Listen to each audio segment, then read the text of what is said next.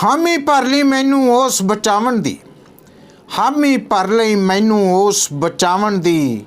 मैं हाँ अवगण हार मेरिया पापां दा, नहीं कीता उस शुमार मेरिया पापां दा। खुदावंद में तुहाडी सलामती ते खैरियत दा मतलूब मैं तुहाडा अपना रफीक आज सलाम पेश करदिया होया अज गुजार हाँ कि मेरे इस यूट्यूब चैनल नूं सबसक्राइब ते शेयर जरूर करना ताजे आने वाली हर वीडियो तुहाडे तक बर वक्त पहुँच सके।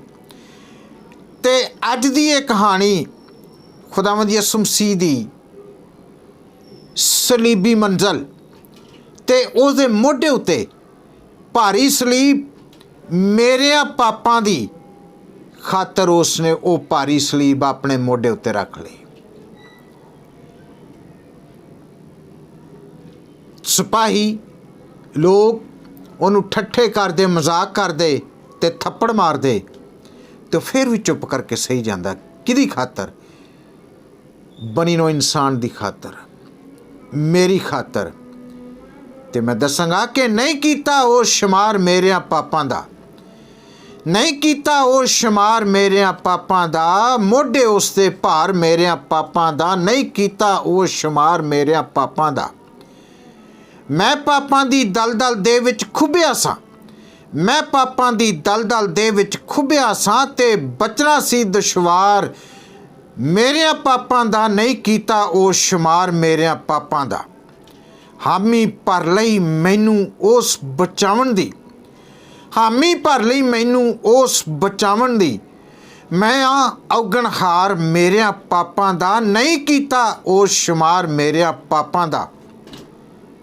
सारी रात सिपाही ठट्ठे करते रहे, सारी रात सिपाही ठट्ठे करते रहे। मूँह ते चंडा मार मेरिया पापां दा, नहीं कीता वो शुमार मेरिया पापां दा। सह गया इस दुनिया दे उत्ते सब कुछ, सह गया इस दुनिया दे उत्ते सब कुछ। गया जान रफीक तो वार मेरिया पापां दा, नहीं कीता वो शुमार मेरिया पापां दा, नहीं कीता वो शुमार मेरिया पापां दा। मोढे उसदे भार मेरिया पापां दा, नहीं कीता वो शुमार मेरिया पापां दा। God bless you all.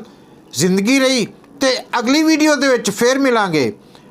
असल दे विच वेख्या जाए ते ओहदे मोढे ते भार मेरा ते तुहाडियां पापां दा भार सी, उस लई मेरी ते तुहाडी सी जिहड़ी यसू ने आके चुक लई।